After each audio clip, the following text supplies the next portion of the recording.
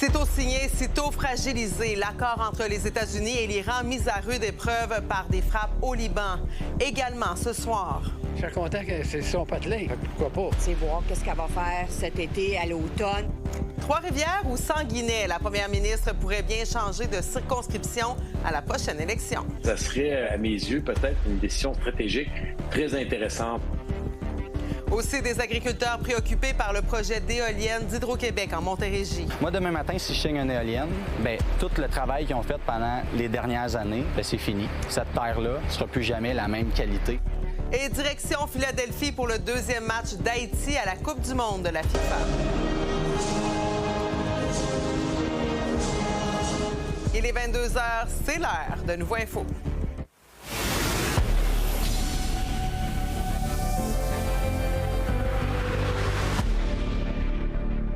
Bonne fin de soirée tout le monde. Malgré le protocole d'entente signé par Washington et Téhéran plus tôt cette semaine, la situation demeure encore très tendue ce soir. Le Liban a été le théâtre d'autres frappes violentes et meurtrières dans la nuit de jeudi, faisant 47 morts et encore plus de blessés. Les négociations prévues en Suisse aujourd'hui entre l'Iran et les États-Unis ont été reportées, mais là, tout laisse croire que ça arrivera possiblement plus tôt que tard. L'émissaire américain Steve Witkoff est présentement dans l'avion. Il est accompagné de Jared Kushner, le gendre de Donald Trump. Alors, on fait le point tout de suite sur la situation avec l'expert de la politique américaine, aussi membre associé de la chaire Raoul Endurant. Bonsoir, Guillaume Lavoie. Bonsoir, Marie-Claude. Alors, est-ce que toutes ces tensions-là, puis ce qui s'est passé au cours des dernières heures, entre autres au Liban, ça risque de fragiliser l'entente ou peut-être même de la faire déraper? D'abord, tous les accords de ce type-là au Moyen-Orient sont toujours profondément fragiles. Ensuite, ici, l'Iran, autre signe qu'il a gagné dans cette négociation, a réussi à faire inclure le conflit au Liban comme une condition sine qua non de poursuivre les négociations. Et vous avez donc Israël qui se retrouve à être presque engagé par cet accord-là contre sa volonté, et parce que dans l'accord, on disait qu'on mettait fin aux hostilités de manière immédiate et définitive. Et pour Israël, ça, il n'y en est absolument pas question.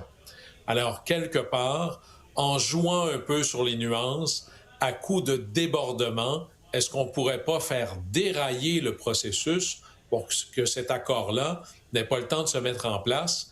Il n'est pas impossible que ce soit aussi une manœuvre désirée par l'État d'Israël. Oui. On est habitué de voir Donald Trump et Benjamin Netanyahou très, très amis. Est-ce que ça pourrait venir aussi fragiliser cette relation-là? Est-ce qu'on pourrait en arriver à encore des revirements de situation, finalement, entre les alliés? Profondément. D'ailleurs, c'est pas que entre Donald Trump et M. Netanyahou, c'est de plus en plus entre les États-Unis et Israël. Le dernier conflit à Gaza avait commencé à fragiliser cette relation. Mais Donald Trump, ici, a un peu laissé aller tous ses engagements et tous ses alliés au nom d'une solution à rabais où est-ce qu'il a emprunté sur le futur pour lui essayer de sécuriser ses propres enjeux à court terme. Le prix de l'essence, la bonne tenue de l'économie, qui commence à sévèrement être un problème pour lui, mais il est très critiqué à l'interne par sa droite et Israël a l'impression d'avoir été abandonné dans ce conflit-là. Et M. Netanyahou, lui, sa propre coalition politique repose sur une ligne dure, voire très dure. Alors peut-être qu'à la fin, les deux sont voués à être de moins en moins sur la même longueur d'onde pour leurs propres objectifs de politique intérieure. Guillaume, assez rapidement, est-ce que ça risque d'avoir des impacts aussi? Tu parlais justement des républicains qui critiquaient que cet accord-là était vraiment en faveur aussi de l'Iran. Oui, et là-dessus, Donald Trump crie à la victoire absolument triomphale. La critique contre l'accord et contre Trump vient pas des démocrates ou de la gauche, elle vient des républicains les plus engagés. Et il est difficile de trouver dans cet accord-là quelque chose d'autre qu'une victoire pour l'Iran sur presque toute la ligne. Ouais. Et là, plusieurs se disent, mais qu'est-ce que Donald Trump est en train de faire? Et ça va lui apporter d'énormes problèmes. Alors, on va continuer de suivre donc ces négociations-là en Suisse. Merci beaucoup, Guillaume Lavoie. Bon week-end. Au plaisir. On va revenir chez nous parce que ça a été une grosse semaine pour la première ministre. Elle a vu 3 de ses ministres annoncer leur départ de la vie politique alors que tous les partis se préparent en vue des élections d'automne. Mais le siège qui sera laissé vacant par Jean Boulet pourrait peut-être l'intéresser Christine Fréchette qui songe à se présenter dans la circonscription qui l'a vu naître. Coralie Morancy. Pendant des mois, la première ministre Christine Fréchette a répété qu'elle allait se représenter dans sa circonscription de Sanguinet en Montérégie. Mais avec le départ annoncé de Jean Boulet, un autre scénario est désormais sur la table, celui d'une possible candidature ici même, dans Trois-Rivières. Ça serait, à mes yeux, peut-être une décision stratégique très intéressante pour Mme Fréchette d'envisager de se présenter à Trois-Rivières. Native de Trois-Rivières-Ouest, son attachement envers la ville est bien présent. Selon son entourage, l'option de ce saut n'est pas qu'une simple rumeur. Et les citoyens sont la plupart nombreux à se réjouir de ce scénario. Ben oui, je suis content que c'est son patelin. Fait que pourquoi pas? Oui, j'avoue qu'elle me surprend. Là. Puis j'aime son approche qui semble différente quand même de M. Legault. Là. Si ça vient d'ici, c'est sûr que ça va aider. C'est comme Jean-Chrétien Shawinigan, ça l'a aidé quand il était là. Je pense que c'est une bonne femme qui devrait faire une bonne job, meilleure que l'autre qui était avant. Partagée parce qu'elle a encore des preuves à faire. Donc, moi, j'attends. Vraiment, j'attends, voir qu'est-ce qu'elle va faire cet été, à l'automne surtout. Elle fait beaucoup de travail, du bon travail. Elle se présente bien, elle travaille bien. Malgré une remontée récente dans les sondages, la nouvelle chef doit encore bâtir son équipe en vue des prochaines élections. Les départs récents de Jean Boulet et de Mathieu Lacombe lui compliquent encore plus la tâche. C'est pas facile pour la CAQ. Ça va être extrêmement difficile pour Christine Fréchette. Mais on sent qu'il y a une partie de la population qui ont le goût de lui donner une chance. On le voit dans le dernier sondage léger.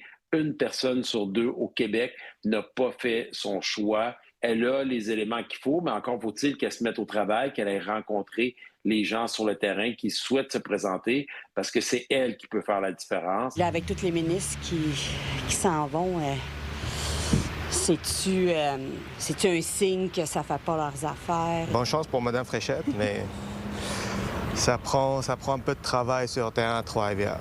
On a vraiment besoin de vrai travail pour la ville, pour qu'elle renaisse encore. Elle a réussi à monter dans les sondages, mais là, il faut qu'elle fasse monter du talent à l'intérieur de la CAQ si elle veut faire des gains ultimement et montrer qu'elle n'est pas seule et qu'il y a une équipe avec elle. Si Christine Fréchette choisit finalement Trois-Rivières, elle entrerait dans une course qui commence déjà à prendre forme.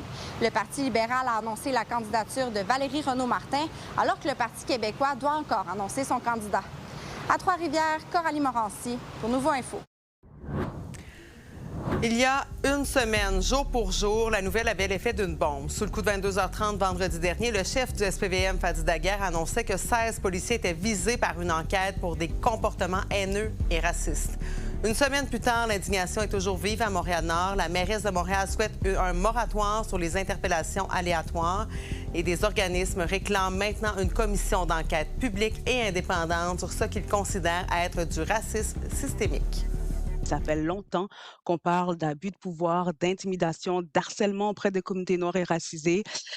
Avoir quand même la vue de l'autre côté, savoir qu'il y a de la célébration, que les locks sont vus comme des trophées, que les personnes en coupant leurs cheveux, ils se font scalper. Donc, le niveau de violence, on le connaissait, mais avoir un peu une vue de qu'est-ce qui se passe au poste 39 après les abus, c'est révoltant. Par ailleurs, 2 jeunes garçons de 9 et 13 ans ont été grièvement brûlés dans un incendie survenu à Montréal-Nord en toute fin d'après-midi. Ce soir, l'aîné est heureusement hors de danger, mais l'autre est toujours dans un état critique.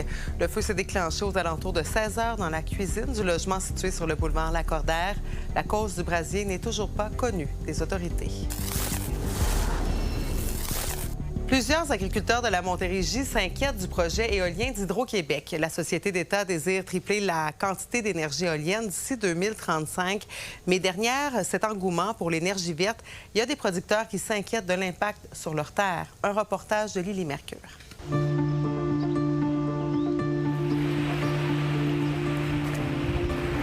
Moi, ici, là, mon grand-père a travaillé pendant des années pour améliorer son sol. Mon père a fait la même affaire, il a amélioré le sol. Moi, demain matin, si je signe une éolienne, bien, tout le travail qu'ils ont fait pendant les dernières années, puis les 50, 60, 100 dernières années, bien, c'est fini. Cette terre-là ne sera plus jamais la même qualité. On est à Saint-Louis-de-Gonzague, en Montérégie. Ici comme ailleurs, dans la MRC de Beauharnois-Salaberry, il y a des projets éoliens qui se développent, non sans une forte opposition des producteurs agricoles. Guillaume Brault de la ferme laitière Brault et Frères a récemment reçu la visite d'un promoteur privé. Comment tu vois les éoliennes en terre agricole, particulièrement en Montérégie? Bien, c'est sûr que c'est une crainte, moi, pour la ferme laitière. On parle, il y a plusieurs aspects. T'sais, ici, juste pour les terres agricoles, c'est important de comprendre qu'on est dans le sud du Québec, puis au sud du Québec, c'est les meilleures terres du Québec. Dans le secteur, il y a plusieurs affiches comme celle-ci qui témoignent de l'opposition aux éoliennes. L'Union des producteurs agricoles ne se dit pas contre de tels projets, mais prône plutôt la protection des terres. Bien, dans le fond, ça s'inscrit dans l'appel d'offres qu'Hydro-Québec a fait il y a une couple d'années pour le développement de projets éoliens qui visent surtout le sud du Québec. Donc, il y a des promoteurs qui sont allés dans la région, notamment de la MRC de Beauharnois-Salaberry. Il y a des villages qui sont très mobilisés pour ne pas avoir d'éoliennes. Il y a d'autres endroits où il y a plus d'intérêt. De là, donc, un dossier qui est très polarisant. Qu'est-ce que ça fait d'avoir des éoliennes en territoire agricole? Oui. Bien, premièrement, il y a l'effet sur le sol lui-même. C'est des grosses éoliennes qu'on a maintenant. On parle des éoliennes de 7 MW à 200 quelques mètres de hauteur. Les bases sont énormes. Puis, dans tous les projets qu'on a eu au Québec jusqu'à maintenant, la Commission de protection du territoire agricole, quand elle les autorise, bien, elle autorise que même lorsque l'éolienne va être démantelée, il va y avoir une grosse surface, un gros volume de béton qui va rester dans le sol. Donc, en partant, c'est problématique. Ça amène des contaminants dans le sol, ça amène des effets négatifs. Parmi les entreprises qui ont un intérêt dans la MRC de Beauharnois-Salaberry, il y a Hydro-Méga qui développe actuellement un projet de 11 à 15 éoliennes d'une capacité totale de 100 MW à Saint-Urbain-Premier. Le parc permettrait d'alimenter pas moins de 32 000 foyers québécois. Il est important de dire ici que Hydro-Méga n'a pas fait de prospection à Saint-Louis-de-Gonzague où nous avons rencontré l'agriculteur Guillaume Brault. On est vraiment en stade de développement préliminaire du projet. L'appel d'offres éolien d'Hydro-Québec a été lancé il y a environ 2 mois. On a signé des contrats d'option avec les propriétaires des terrains visés. Notre objectif, nous, c'est toujours de minimiser les impacts sur les terres agricoles lors de l'implantation des éoliennes. Si dans 5 ans, l'éolienne est rendue ici, puis il y a des problèmes avec les animaux, qui va payer pour ça? L'Union des producteurs agricoles compte demander la tenue d'un BAP générique, soit une enquête du Bureau d'audience publique sur l'environnement concernant les projets éoliens dans l'ensemble de la province. À Saint-Louis-de-Gonzague, Lily Mercure, pour Nouveau Info. Avoir un toit sur la tête, ça change une vie. Au retour, un homme et une femme qui se sont sortis de l'itinérance nous présentent leur nouveau chez-soi.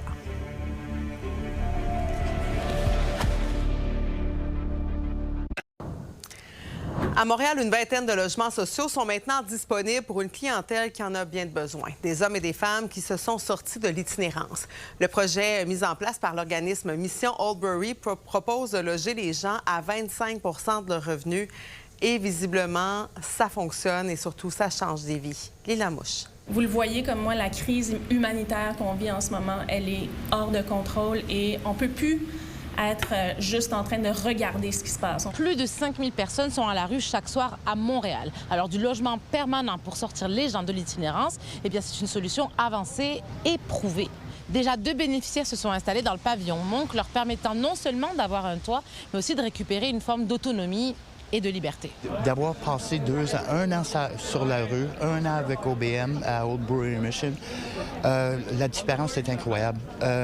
Ça nous redonne la dignité, ça nous redonne de la motivation pour sortir de là. Pour quelqu'un qui a été dans une situation comme le mien, c'est difficile. C'est très difficile. On perd de confiance de soi, l'estime de soi. Ça me fait drôle après 1 an de cuisiner. Des activités aussi, vous pouvez faire plein de choses maintenant chez vous. Ben oui, je peux sortir. Ben là-bas aussi, je pouvais sortir, là. Mais il faudrait que je revienne le soir. Oui. Ah, 9 h. 9 h tapant. 9 h tapant. Il fallait être à côté de notre lit. Wow. Puis là, c'est comme vous voulez, quand vous voulez. Ben oui. Si j'arrive à 9h02, c'est pas grave. Oh, à 10 h, c'est encore mieux. Moi, je suis bien contente d'être ici. 3, 2, 1, yes! Coûte total 9,5 millions de dollars. Et réunit tous les paliers de gouvernement, le communautaire avec l'organisme Mission Oldbury et Renaissance qui ouvrira un centre de dons à vertu d'insertion sociale. 18 logements, c'est bien, mais quoi faire pour aller plus vite, pour être plus efficace, surtout au regard de la réalité montréalaise? La roue tourne et elle tourne fort en ce moment. Et puis, j'ai confiance qu'on va créer des milliers de logements abordables au Québec, social. Puis ça va faire une grande partie de la solution, mais pas toute la solution. Que la deuxième partie de la solution, c'est les services sociaux. Donc, chaque année, on met plus de 4000 personnes en logement qui quittent l'itinérance vers du logement. L'enjeu, c'est le nombre de gens qui deviennent en situation d'itinérance. Être plus rapide, là, je vous parle juste en termes d'habitation, et construire moins cher. Pour construire moins cher, une des avenues qu'on est en train d'explorer, c'est le logement modulaire et le préfabriqué. On doit innover maintenant, là, parce qu'évidemment, il faut faire plus avec l'argent qu'on a. Et en même temps, on travaille aussi sur le cadre bâti. Là, hier est sortie une étude à l'effet qu'il y a 25 000 logements disponibles à Montréal actuellement. Là. On a 5 000 personnes en situation d'itinérance. Donc, c'est important, ces 18-là, mais qu'est-ce qu'on fait avec le parc immobilier locatif qui est disponible actuellement? Le ministre Carman disait, puis tant mieux, on a sorti 4 000, 5 000 personnes de situation de la rue l'année passée, mais si on en remet 10 000 de plus à chaque année, bien, on aura tout le temps un total négatif. Québec a débloqué cette semaine 12,5 millions de dollars pour des mesures en itinérance et Montréal recevra 5 millions de dollars. Dans Villemar, Lila Mouche pour Nouveau Info. Coupe du monde de la FIFA maintenant. Alors, on va vous montrer des images des supporters haïtiens qui sont nombreux à s'être déplacés pour le deuxième match de leur équipe. Haïti qui affronte présentement le Brésil à la Coupe du monde. L'équipe tire de l'arrière 3-0 présentement en deuxième demi. Et on retrouve tout de suite notre collaborateur Mickey Guerrier qui est sur le terrain à Philadelphie. Bonsoir, Mickey. Salut, Marie-Claude. Dis-moi, bon, alors, tu regardes le match, les joueurs haïtiens qui avaient quand même un très gros mandat face à une équipe qui est au 5e rang du classement de la FIFA. Qu'est-ce que tu penses de leur performance jusqu'à maintenant?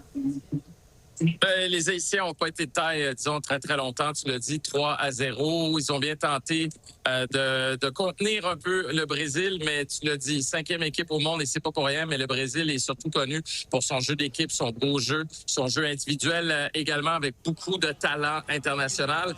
Et bien, ça a apparu ce soir contre une équipe haïtienne qui semblait débordée, mais surtout qui n'a pas réussi à créer d'attaque, qui n'a pas réussi vraiment à menacer l'équipe brésilienne. 3-0, c'est quand même beaucoup au foot, mais j'avais plusieurs amis qui disaient est-ce que ça va être la même chose qu'hier, Canada contre Qatar? Quand même pas. Haïti paraît un petit peu mieux que le Qatar hier, donc il y a ça comme esprit de consolation. Deuxième présence quand même pour Haïti à la Coupe du monde. La dernière fois, c'est en 1974. Le Canada, on est à une 3e participation. Mickey, est-ce que tu vois des liens à faire entre les deux trajectoires des équipes? Bien, un peu dans le sens où, oui, ça a été très long avant que le Canada revienne à la Coupe du monde, à la dernière au Qatar, après 36 ans d'absence. Haïti, ça a été 52 ans. Mais les comparaisons s'arrêtent là, ou presque, parce que Haïti avait déjà marqué un but à la Coupe du monde en 74. Mon père me l'a répété, je ne sais pas combien de fois tous les Haïtiens connaissent cette histoire-là, mais il y a aussi la démographie des deux pays, la situation politique par-dessus ça. Oui. Le Canada, c'était un peu une anomalie que le Canada ne soit pas à la Coupe du monde, mais maintenant, le Canada fait partie de ces pays qui peuvent se qualifier, et pas seulement parce qu'il est pays hôte. Donc, là-dessus, les comparaisons, disons, sont un peu difficiles à faire entre le Canada et Haïti. Mais oui, il y a cette ferveur qui renaît en quelque sorte. Mais Haïti, c'est pas mal plus un pays de foot que le Canada. J'ai aussi envie de t'entendre sur peut-être l'avenir du Canada pendant le tournoi. On a avec cette victoire-là éclatante de 6-0, mais quand même, on a perdu un joueur important, Ismaël Koné, grièvement blessé. Donc, comment tu vois le reste du tournoi? Un joueur très important pour cette équipe-là, Ismaël Koné, c'est un joueur qui est central, pas seulement par sa position, mais par son style de jeu également. C'est lui qui avait créé ce premier but lors du premier match de Kyle Larin en accélérant le jeu. Tout passait par lui. Donc là-dessus, c'est sûr qu'il y a une inquiétude pour le Canada, mais le Canada, contrairement aux années précédentes, a beaucoup plus de profondeur. On l'a vu avec Nathan Saliba qui a marqué un but tout de suite après cette blessure, après entrer au jeu. Donc, il y a de l'espoir pour le Canada, surtout avec cette victoire hier de 6-0. Mais contre la Suisse, ça va être très difficile la journée de la Saint-Jean. C'est la meilleure équipe de ce groupe-là, du moins sur papier. Mais le Canada est en très bonne posture pour passer au round éliminatoire. Et un petit mot peut-être pour nous parler d'une cause qui tient à cœur. On pourra revenir sinon plus tard. On y reviendra. L'anémie falciforme, c'est une maladie rapidement qui touche beaucoup les populations noires. Et Emma Québec a lancé une campagne aujourd'hui pour trouver des donneurs parce que ça prend 130 donneurs, imagine, pour traiter une seule personne qui est atteinte de la maladie. Merci, Meeker. Bon restant de match.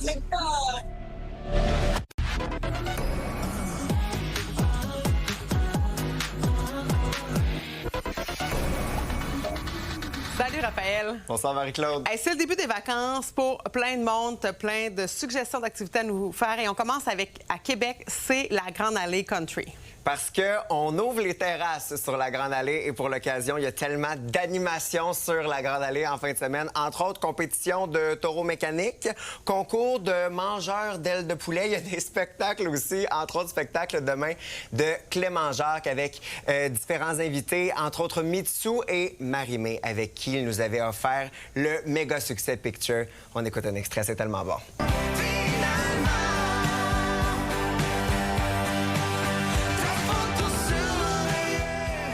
Et toujours à Québec, à Port-Neuf, dans le village de Saint-Casimir, c'est la Commission B en fin de semaine. Donc, plusieurs spectacles, entre autres spectacles de Claude Pelgag, de Philippe B.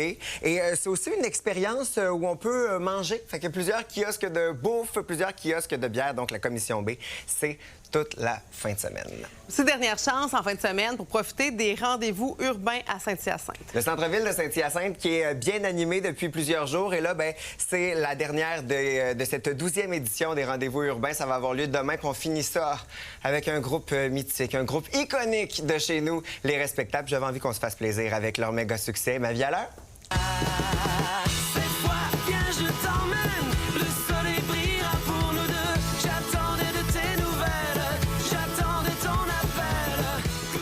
Et à Longueuil, on lance aussi l'été avec la rue Saint-Charles-Ouest qui va être complètement piétonne jusqu'au 27 septembre. Donc, plein d'animations sur la rue Saint-Charles-Ouest, différents spectacles, animations de rue, que ce soit du cirque, de l'impro. Il y a du cinéma aussi en plein air. Donc, l'été qui s'installe avec la zone festive pour l'été à Longueuil. Et à Gatineau, c'est aussi le festival l'Outaouais en fête. Superbe programmation. Plusieurs spectacles musicaux qui ont lieu toute la fin de semaine. Entre autres, demain, spectacle de Saramé, spectacle de Fouki, Petit Béliveau et Ariane Moffat. Ça va avoir lieu dimanche. Et toute cette programmation-là va s'étirer jusqu'au 24 juin. Donc, pour la fête nationale, la conclusion qui sera donnée par le groupe Salbarbe. Et que ça finit bien. Belle programmation musicale, mais aussi programmation pour toute la famille avec les spectacles de Arthur l'Aventurier, Harry Cuicui. Ça va avoir lieu en fin de semaine. Donc, un beau week-end qui s'amorce pour Gatineau et vraiment... ça commence bien, les vacances. Oui. Plein d'activités. Il y en a pour tous les goûts. Puis partout au Québec, ça, on aime ça. Puis aussi, Histoire de jouets 5 qui est présentement en salle. Merci, Raphaël. Bonne soirée, bon week-end. Alors, voilà, c'est complet pour ce soir en nom de toute équipe. Merci beaucoup d'avoir été là. Demain, on surveille Mme Christine Fréchette, la première ministre, qui va annoncer son candidat en Estrie dans la circonscription de Brome-Missisquoi. Bon week-end.